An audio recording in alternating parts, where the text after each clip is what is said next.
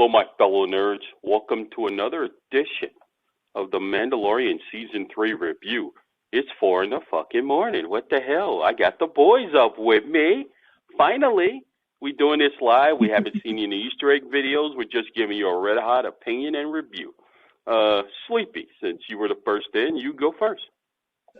First off, I want to say this is the fucking way. I'm sorry. I take back the statement I said in the beginning of the year that nothing could top The Last of Us. This episode did it. Bo-Katan is redeemed, ladies and gentlemen. Mando tricked her. He's like, you should just keep your helmet on. Like, yeah. Go on. No. I saw that. Go ahead. No, he gave her the choice. She could still take it. And if you see they're giving her the choice, and it's weird that she's hesitating to take that helmet out and to not, because if you see she's getting embraced by the Mandalorians, by that clan, she's getting embraced. So I think not by everybody. Not by everybody, but there was one person that held out. One person. You noticed that? Yeah, I noticed that. But what I'm trying to say is like she getting this affection, she probably gets she gets more used to the clan and whatnot. It's nice that she hasn't taken the helmet out. But the fact that she's keeping the Mythosaurus a secret away from him, that's kind of weird to me. What do you think, Tony? No, she's setting herself up so when he gets challenged by old boy, she's going to take them back there, bring out the Mythosaur, ride it, and then challenge Din for the right to rule Mandalore and to rule that clan.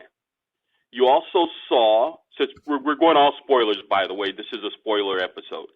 You saw with the TIE fighters there that there's a certain somebody clan whose ships are there to attack. They already destroyed her castle on like her planet. So there's going to be another space battle. There's going to be a fight.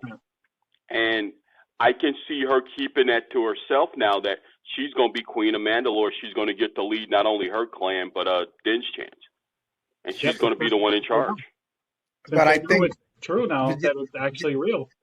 Yeah, but I see that could happening because if you see, Din Djarin don't really want to be the leader, So I could see, I could see her changing her ways and probably not be as ruthless or as how she used to be. What got her people to leave her and not be with her. So not follow her. So I could see where she might change her ways now. But like you said, there's one that's not didn't embrace her, and the point is, why didn't he? Because he's the heir to Tar Vizsla. That's basically Jon Favreau. He played it on the animated series, and they're sort of the heir of the first Mandalorian who actually was a Jedi, Tar Vizsla. So that's his heir. Remember, he's the one that challenged Mando on the Book of Boba Fett. Spoiler for those who didn't see Book of Boba Fett there. So that's why he didn't embrace. Now, he had to because they were able to prove that they bathed themselves, under the waters of Mandalore and to get embraced, and neither one pulled their helmet off, which is true. So she's saving that. He doesn't like her anyway. He's never liked Mando because he got the Beskar from the First Order in the first place, or whatever they're calling themselves now. We'll just say First Order because that's what they're heading to. Yeah. So he's always going to be a problem, always. And I think he'll challenge either one. So I could see him snaking either one of them easily. Yeah, me too. I could see him that because he seemed like he wasn't with it. I like the little things like, that connected to Andor, too. Like there was a lot of stuff there that I was like, oh, I seen that in Andor. And if you know timeline, this is like way before Andor's way before this. So, the little callbacks to that series, that made it fun to me too. Like obviously, I don't got a list of the little things that it was, but it was little things like, the mind flare, if I'm correct, that wasn't that what they used I forgot the name of the girl. That's how many notes he took. I got 7 Post-it notes, ladies and gentlemen. We can go as long as we want. But you know what I'm saying? Like that mind flare was from Andor, right? What they did to the girl where they messed her up. And they're like, oh no, we use it as But the girl that's working obviously for Moff Gideon, because that's what I'm getting, that she's working for Moff Gideon. Since we're going there, you're totally wrong on this. You think know so? Dude, you've seen the movie. Really? Sleepy hasn't. You know who she's working for. Come on, think about it. You've seen the sequel trilogy. Who is she working for? Who's still alive? Oh, okay. You ready for the spoiler, Sleepy? Yes, please. She's working for the Emperor. Spoiler alert, if you haven't seen the sequel trilogy, the Emperor is still alive. What? And so all of this cloning technology, all of the cloning that you see in Bad Batch, also a spoiler alert for Bad Batch Season 2, if you haven't seen it, is all leading up to the Rise of Skywalker and the Emperor coming back. She mind-wiped him. You notice she turned the machine up to mind-wipe that she was there and all the other things up until he gets captured. So he will go to that place. We'll see this probably this season or next season and start setting that whole storyline up of how the Emperor stayed alive. So she and one of the officers that arrested him is also in on this. So the Empire's destroyed, but it's not destroyed. Because remember, she packed up the suitcase and walked by. She took the stuff, and he thought they were cool. He's like, oh, I'm cool. And then she's like, oh, no. No. Yeah. I knew that was too fucking good to be true. Jumping off the train at the right time, landing on something soft. You roll right over onto the starship, and then it's just you walk right in, no problem. Like, come on, I knew something was up. She was playing it so well, though. No, she played him. No, she played him well, but the fact that to be honest, I didn't see it coming. I thought they were gonna get out of there and what? Nah, I didn't see the betrayal happening so fast. Like in this episode, I didn't see it. So the fact that when it happened, I'm like, oh damn! Like I feel bad for the guy because they get tricked really hard. Like when you see it, you could tell in his face, like, wait a minute, you told me all this is cool, and and the fact that she's like, oh, it's funny the way how she put it in his mind. Because she played him. She's like, oh, don't you miss stuff? And when she heard that he missed the biscuits, she went and got the biscuits, which I think, like Tony said, there's more people in it. Yeah. Because I don't think she actually went to the junkyard to get the biscuits from a ship that's going to get crushed. I think somebody helped her to get it. Because like Sleepy said, it was too convenient. She fell in the platform. Oh, what a mysterious thing that this ship is still intact. 100% we get there. Oh, and out of nowhere. The officers let them get on the space train. He just gave a big speech in front of everybody. And the officer looked the other way and they let them get on the train. And the ticket takers, you see where the little droids were contacting something, letting them know we got somebody here. But they magically escape at the perfect time. Perfect time. Everything is setting up the Emperor's long-term plan. If you ever read the Legends, which I know you guys didn't, the Emperor cloned himself as well into a younger body that is now not canon anymore. And based on the fact that he also got Luke Skywalker's hand for Return of the Jedi from Empire Strikes Back and cloned Luke as well. So there's different various timelines they could take. It seems like they have to make the sequel trilogy good. So they're going to do all this stuff between this and the animated shows fit into that. And this was like perfect. Like if you see the cloning stuff on the season 2 of Bad Batch, it's all leading up to where this is going. Basically what they're doing is like, we criticize Rise of Skywalker for bringing back the Emperor, and we criticize it like, nobody gave notices, blah blah blah. Well, they're gonna show you how nobody noticed. Basically, they're gonna show you the way to get to those trilogy where we probably on a rewatch with stuff like this probably will enjoy it more because then there's less plot holes. So I'm guessing that's what they're trying to do, like fix. That's why you probably get Oscar Isaac. That's why you probably have Daisy Ridley saying, "Oh, we'll be back if they Yeah. want us to because they're fixing their mistakes," which Yeah. is beautiful. Yep. It's beautiful. Let's be 100%. honest. Like at first, okay, so I'm thinking about Moff Gideon. She's from the Moff Gideon clan and whatnot, right? So I'm thinking like, oh, what does Moff Gideon? But now that I think, I'm like, the cloning. Oh, because you remember, as you know, you remind me what we seen, and to be honest, I'm speechless because if that's the way they're going, it's beautiful the storytelling they're telling you on the way there. Yeah, and Moff Gideon is the one that was put in charge of the Emperor. Bring me this, bring me that. Well, we need a laptop and all the cloning stuff. Well, we know this one guy who's in the New Republic's custody right now. We can all set this up, and I can get you the things he needs. Now, all I have to do is track down Grogu, and we know where Grogu is. We see they did a test run already and destroyed Bo-Katan's castle. Yeah. So now we're going to see a big fight between, for like I said, lack of a better term, the beginnings of the First Order versus the Mandalorians. Ooh. I think you will get Ahsoka and Thrawn and maybe Ezra Bridger from the Ahsoka show cameo somewhere during this timeline. So in this timeline of this show to set up that show later in the year. But this was like the perfect setup. He's such a simp.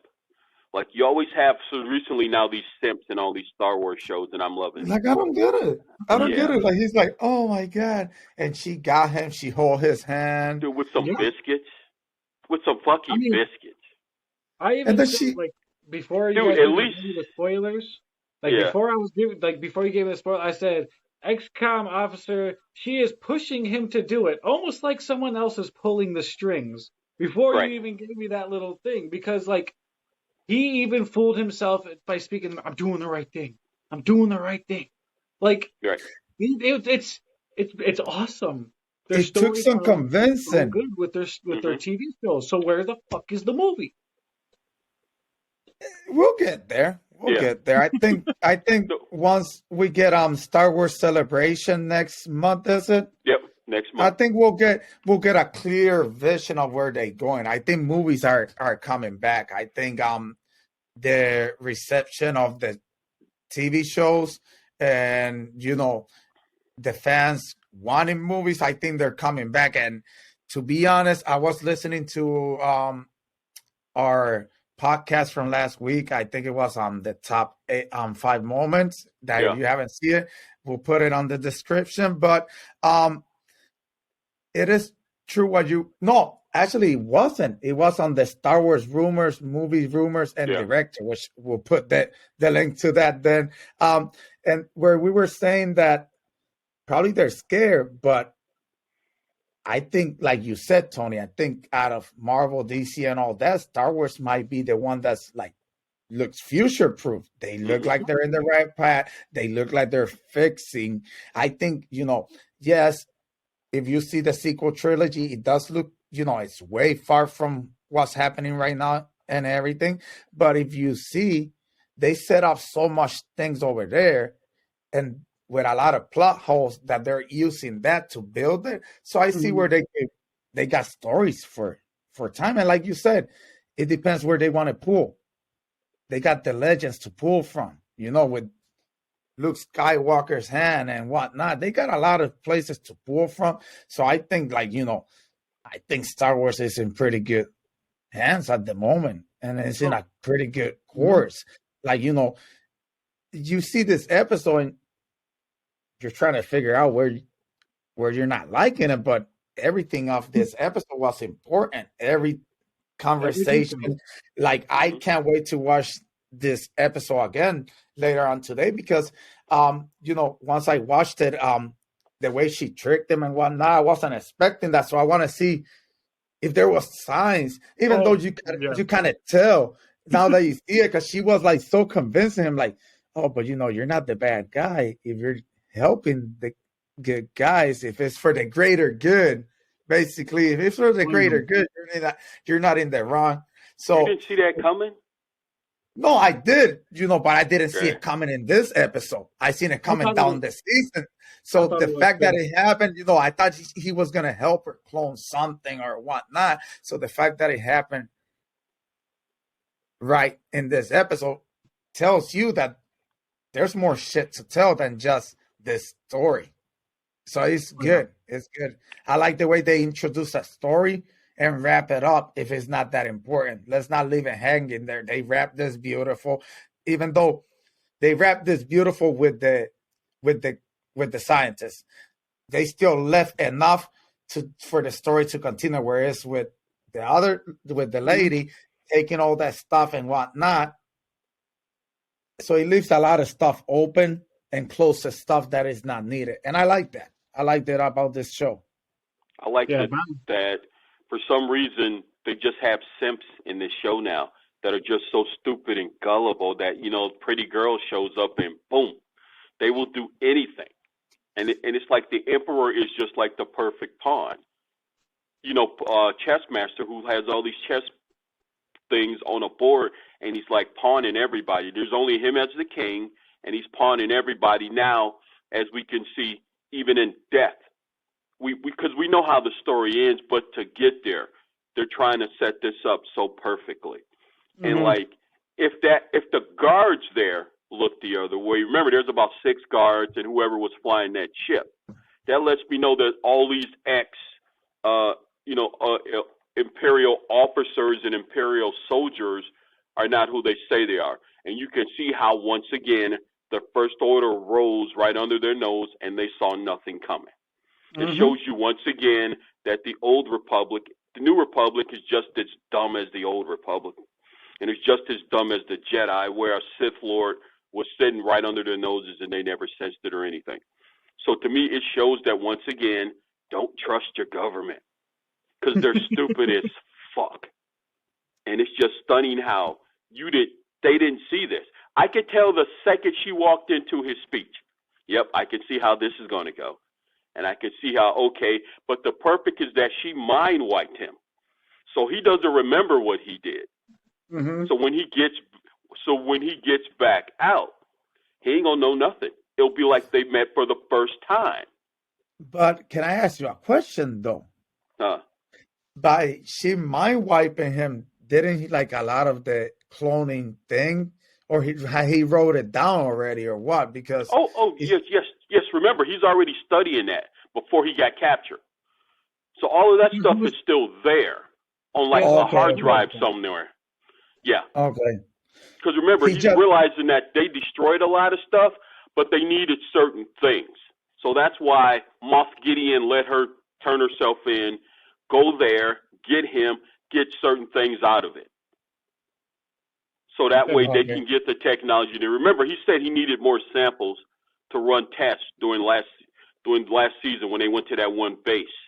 When Gina Carano was still on the show. So they're setting up to where you give me enough DNA and enough samples, I can make this happen. And then one of the clones on Bad Batch Season 2 turned on the Empire, and now he's under that same testing machine that Grogu was. And he's being tested on. So this is before all of these. This is about 10 years before. So you can see the remnants where the Emperor, when he was still technically alive, was setting up his comeback, and now we're jumping forward as the beginning of his comeback officially. Now, question that I got for you, Tony, because what we're seeing, is there a way we could see the backstory of Snoke now? Because now Snoke seems interesting too, because he seems like a failed cloning experiment to me now. Could it be that's why he was like that? Yeah, well, that's the point. We've got now maybe a movie that they're announced in 2025, and you can involve a Snoke movie. Because remember, they won't release a movie until 2025. Because next year is Avatar 3, then the following year will be open. That Christmas. That would be a perfect time to ramp up to a Star Wars movie. Or maybe you end all these TV shows. That's your Star Wars movie, and you see the birth of Snoke, which is the point of that movie. because we're still missing a lot of characters from animation, but we know they've been cast in live action. We just haven't seen the official trailer yet for Ahsoka. All of those characters will appear in there. Because, I'm just saying, because if you see how Snoke looked, he looked like pretty Deformed. messed up and whatnot, So I kind of thinking like he probably was one of the experiments where they were doing Palpatine. And let's say he was a great Sith. Yeah, he was strong and whatnot. Yeah. But since they didn't have the right cloning process, he aged quicker than what they expected. So, like, he had he was strong, but he aged and, looked so broken in a little amount of time that they're like, well, that's a failed experiment. It was great. We got everything correct except the aging process. So I'm just here, thinking of how he looked. And because remember, when we seen The Force Awakens, people were scared of Snoke. So where does he come in the story and what he did for people to fear him? Remember, that's 20. That would be about 15 to 20 years after this show. No, I know, and you got that amount of time, so it'll be nice. What I'm saying is just, but think about it, Bo. Rey is just being born. Kylo is just being born. Luke is just now starting the school. So we're probably seeing what it will get to make Snoke. I think that what they're still in now is for the Emperor testing it out on Snoke.